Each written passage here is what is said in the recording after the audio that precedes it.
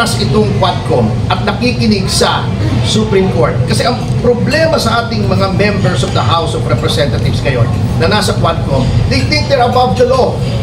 I think the NBI has better things to do than investigate critics of the Quadcom.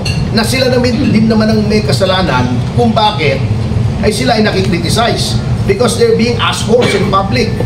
Dapat yun sa detention center nila. Eto naman si Paduano, sasabihin, puno na. E paano puno? E, wala kang ginawa kundi mag-contempt ng mag-contempt and disregarding the ruling in Ong versus Senate Blue Ribbon Committee. Eh, ang problema, si Attorney Google yata nag-advise sa kanila, si Dan Fernandez. Ginugoogle na lang yung batas, ay yun ang nagiging advice sa kanila.